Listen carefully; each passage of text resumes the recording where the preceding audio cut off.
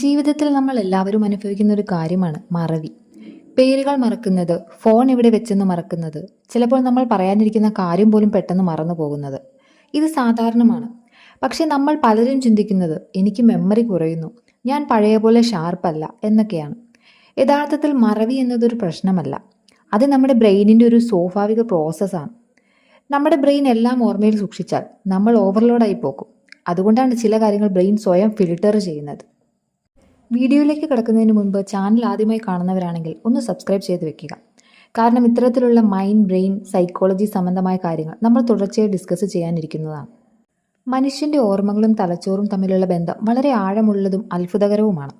നമ്മൾ കാണുന്ന ഓരോ ദൃശ്യവും, കേൾക്കുന്ന ഓരോ ശബ്ദവും, അനുഭവിക്കുന്ന ഓരോ വികാരം പോലും തലച്ചോറിൽ ഒരു തരത്തിലുള്ള മെമ്മറി ട്രേസ് ആയി സൂക്ഷിക്കപ്പെടുന്നുണ്ട്. പക്ഷേ പലർക്കും ഒരു തെറ്റിദ്ധാരണയുണ്ട്, മെമ്മറി എന്നത് ഒരു സ്റ്റോറേജ് ബോക്സ് പോലെ ബ്രെയിനിൻ്റെ ഉള്ളിൽ സൂക്ഷിച്ചു വെക്കുന്നതാണെന്ന്. യഥാർത്ഥത്തിൽ അത് അങ്ങനെയല്ല. തലച്ചോർ ഒരു ഡൈനാമിക് സിസ്റ്റമാണ്. അതായത് ഓരോ ഓർമ്മയും മാറിക്കൊണ്ടിരിക്കുന്ന ഒരു പ്രക്രിയയാണ്. നമ്മളൊരു കാര്യം ഓർമ്മയിൽ സൂക്ഷിക്കുമ്പോൾ ആദ്യം അത് എൻകോഡിംഗ് എന്ന ഘട്ടത്തിലൂടെ കടന്നു പോകുന്നു. ഉദാഹരണത്തിന്, നിങ്ങളൊരു പുതിയ വ്യക്തിയെ കാണുമ്പോൾ അവരുടെ മുഖം, ശബ്ദം, സംസാരശൈലി എന്നിവയെല്ലാം ബ്രെയിൻ എൻകോഡ് ചെയ്യുന്നു. പിന്നീട് അത് സ്റ്റോറേജ് എന്ന ഘട്ടത്തിലേക്ക് കടക്കുന്നു. അപ്പോൾ ആ വിവരങ്ങൾ ബ്രെയിനിൻ്റെ വിവിധ ഭാഗങ്ങളിൽ ഡിസ്ട്രിബ്യൂട്ട് ചെയ്ത് സൂക്ഷിക്കപ്പെടുന്നു. അതിനുശേഷമാണ് റിട്രൈവൽ, നമ്മൾ ആവശ്യമുള്ളപ്പോൾ ആ ഓർമ്മ തിരിച്ചു കൊണ്ടുവരുന്നത്. ഇവിടെ ഇൻട്രസ്റ്റിംഗ് ആയ ഒരു കാര്യം എന്തെന്നാൽ, മെമ്മറി എല്ലാം ഒരേ സ്ഥലത്ത് സൂക്ഷിക്കുന്നില്ല. ഉദാഹരണത്തിന്, ഒരു ബർത്ത്ഡേ പാർട്ടി ഓർമ്മിക്കുമ്പോൾ അതിലെ മ്യൂസിക്, സ്മെൽ, ആളുകൾ, ഇമോഷൻസ് എല്ലാം ബ്രെയിനിൻ്റെ വ്യത്യസ്ത ഭാഗങ്ങളിലാണ് സൂക്ഷിച്ചിരിക്കുന്നത്. അതുകൊണ്ടാണ് ചിലപ്പോൾ ഒരു ചെറിയ സ്മെല്ല് പോലും ഒരു പഴയ ഓർമ്മ മുഴുവനായിട്ട് ട്രിഗർ ചെയ്യുന്നത്. ഉദാഹരണത്തിന്, ഒരു പ്രത്യേക പെർഫ്യൂമിൻ്റെ ഗന്ധം നിങ്ങൾക്ക് സ്കൂൾ കാലത്തെ ഒരു സുഹൃത്തിനെ ഓർമ്മിപ്പിക്കും. അല്ലെങ്കിൽ ഒരു പാട്ട് കേൾക്കുമ്പോൾ നിങ്ങൾക്ക് പഴയൊരു സമയം മുഴുവനായിട്ട് മനസ്സിൽ വരും. ഇത് ബ്രെയിനിൻ്റെ അസോസിയേറ്റീവ് നേച്ചറിൻ്റെ ഒരു ഉദാഹരണമാണ്. കൂടാതെ നമ്മൾ കൂടുതൽ ശ്രദ്ധ കൊടുക്കുന്ന കാര്യങ്ങൾ കൂടുതൽ ശക്തമായ മെമ്മറിയായി മാറും. ഉദാഹരണത്തിന്, ഒരു എക്സാമിന് പഠിച്ച കാര്യങ്ങൾ നമ്മൾ പലവട്ടം റിപ്പീറ്റ് ചെയ്താൽ അത് സ്ട്രോങ് ആയി ബ്രെയിനിൽ സ്റ്റോർ ചെയ്യും. അതേസമയം ഒരിക്കൽ മാത്രം കേട്ട ഒരു കാര്യത്തെ ബ്രെയിൻ അത്രയ്ക്ക് പ്രാധാന്യമില്ലാത്തതായി കരുതി മറക്കാൻ സാധ്യത കൂടുതലാണ്. ഇതാണ് നമ്മൾ റിവിഷൻ ചെയ്യുമ്പോൾ മെമ്മറി ഇംപ്രൂവ് ആകുന്നത്. ഇതോടൊപ്പം ഇമോഷൻസിനും വലിയ പങ്കുണ്ട്.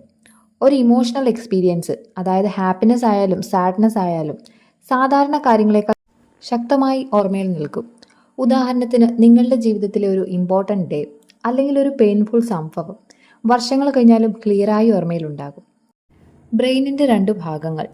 നമ്മുടെ തലച്ചോർ 2 പ്രധാന ഭാഗങ്ങളായി ഡിവൈഡ് ചെയ്തിരിക്കുന്നു: ലെഫ്റ്റ് ഹെമിസ്ഫിയറും റൈറ്റ് ഹെമിസ്ഫിയറും. ലെഫ്റ്റ് ബ്രെയിൻ ലോജിക്കായ കാര്യങ്ങൾക്കും റൈറ്റ് ബ്രെയിൻ ക്രിയേറ്റിവിറ്റി പോലുള്ള കാര്യങ്ങൾക്കുമാണെന്ന് നമ്മൾ കേട്ടിട്ടുണ്ടാവും. പക്ഷേ യഥാർത്ഥത്തിൽ ഇത് അതിലുപരി കോംപ്ലക്സ് ആണ്. ലെഫ്റ്റ് ബ്രെയിൻ പ്രധാനമായും language, analysis, logical thinking, numbers എന്നിവ കൈകാര്യം ചെയ്യുന്നു. ഉദാഹരണത്തിന്, നിങ്ങളൊരു മാത്സ് പ്രോബ്ലം സോൾവ് ചെയ്യുമ്പോൾ അല്ലെങ്കിൽ ഒരു സെൻറ്റൻസ് വായിച്ച് അതിൻ്റെ അർത്ഥം മനസ്സിലാക്കുമ്പോൾ ലെഫ്റ്റ് ബ്രെയിൻ കൂടുതലായി പ്രവർത്തിക്കുന്നു. അതേസമയം right brain imagination, creativity, emotions, visual thinking എന്നിവയ്ക്ക് കൂടുതൽ ബന്ധപ്പെട്ട് പ്രവർത്തിക്കുന്നു.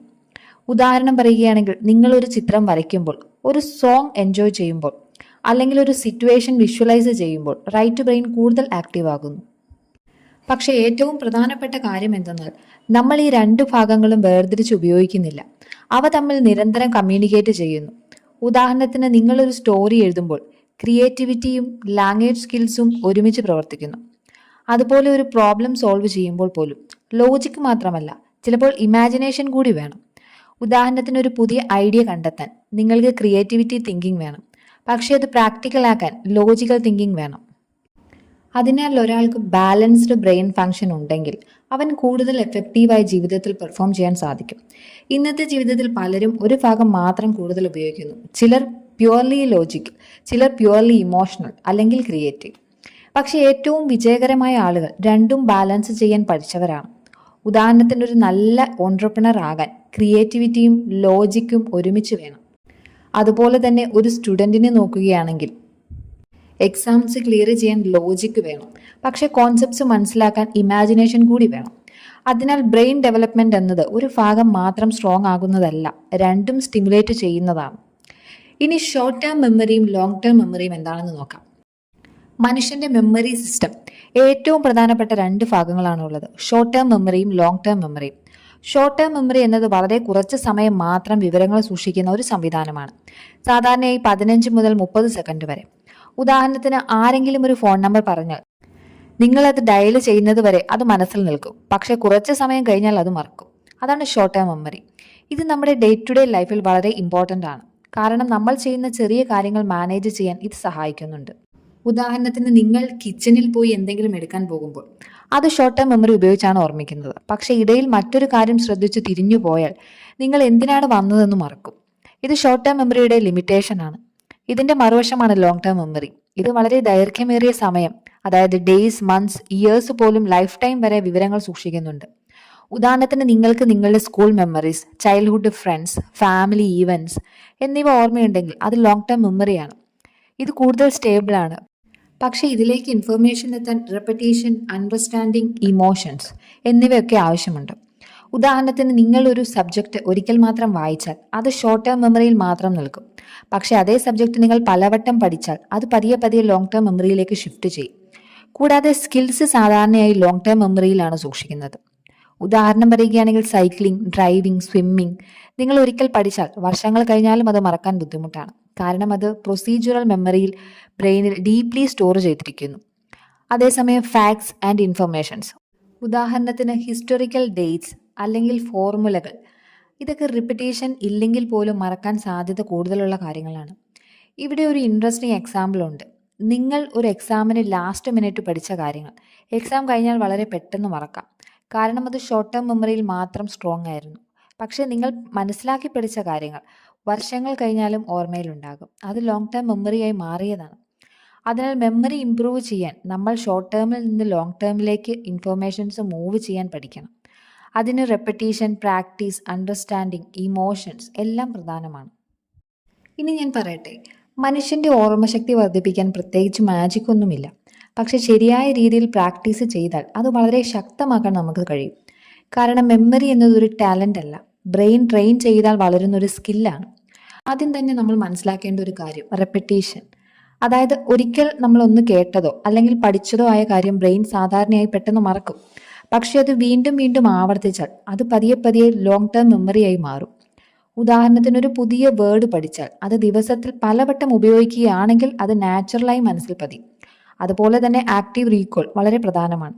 അതായത് പുസ്തകം നോക്കി വായിക്കുന്നതിന് പകരം വായിച്ച ശേഷം കണ്ണടച്ച് സ്വയം എന്താണ് പഠിച്ചതെന്ന് സ്വയം ചോദിക്കുന്നത് ബ്രെയിനിനെ കൂടുതൽ ശക്തമായി ട്രെയിൻ ചെയ്യും. ഇതോടൊപ്പം തന്നെ സ്പേസ്ഡ് റെപ്പറ്റീഷൻ എന്ന രീതിയും വളരെ എഫക്റ്റീവാണ്. ഓരോ ദിവസവും പലതവണ പഠിക്കുന്നതിനേക്കാൾ വ്യത്യസ്തത ദിവസങ്ങളിൽ ഇടവിട്ട് റിവൈസ് ചെയ്യുന്ന മെമ്മറി കൂടുതൽ ദൈർഘ്യമേറിയതാക്കും എന്നതാണ്.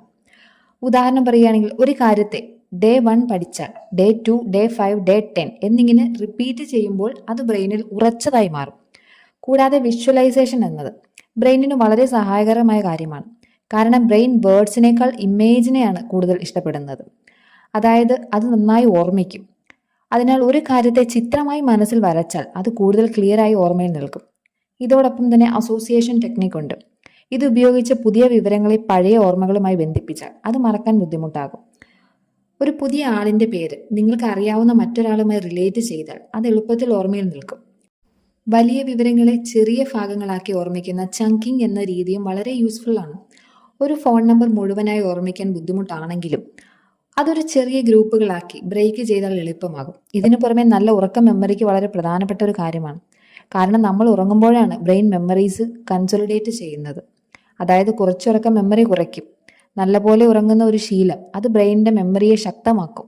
ഹെൽത്തി ലൈഫ് സ്റ്റൈലായ എക്സസൈസ്, നല്ല ഭക്ഷണം, സ്ട്രെസ് കുറയ്ക്കൽ എന്നിവയും ബ്രെയിൻ ഫങ്ഷൻ ഇംപ്രൂവ് ചെയ്ത് മെമ്മറിയെ ശക്തമാക്കുന്നതാണ്. കൂടാതെ നമ്മൾ പഠിച്ച കാര്യങ്ങൾ മറ്റൊരാൾക്ക് പഠിപ്പിക്കുന്നത് ഏറ്റവും പവർഫുള്ളായ ഒരു ടെക്നിക്കാണ്. കാരണം എക്സ്പ്ലെയിൻ ചെയ്യുമ്പോൾ നമ്മുടെ ബ്രെയിൻ അതിനെ കൂടുതൽ ക്ലിയറായി ഓർഗനൈസ് ചെയ്യും.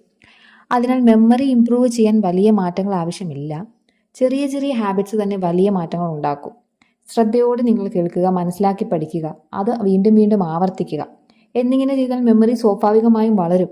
ഒടുവിൽ ഓർക്കേണ്ട ഒരു പ്രധാന കാര്യം എന്തെന്നാൽ നമ്മളെല്ലാം ഓർമ്മയിൽ സൂക്ഷിക്കാൻ വേണ്ടിയല്ല, ശരിയായ കാര്യങ്ങൾ മാത്രം മനസ്സിൽ നിലനിർത്താനാണ് പഠിക്കേണ്ടത്. അതുകൊണ്ട് തന്നെ നമ്മുടെ ബ്രെയിനിനെ ശരിയായ രീതിയിൽ ഉപയോഗിച്ചാൽ ജീവിതം കൂടുതൽ ഈസിയാക്കാൻ കഴിയും. ഈ വീഡിയോ നിങ്ങൾക്ക് ഉപകാരപ്പെട്ടാൽ ലൈക്ക് ചെയ്യാനും ഷെയർ ചെയ്യാനും മറക്കരുത്. ഇനി ഇതുപോലുള്ള വീഡിയോസ് കാണാൻ ചാനൽ സബ്സ്ക്രൈബ് ചെയ്യാനും മറക്കരുത്. വീണ്ടും അടുത്ത വീഡിയോയിൽ കാണാൻ നന്ദി.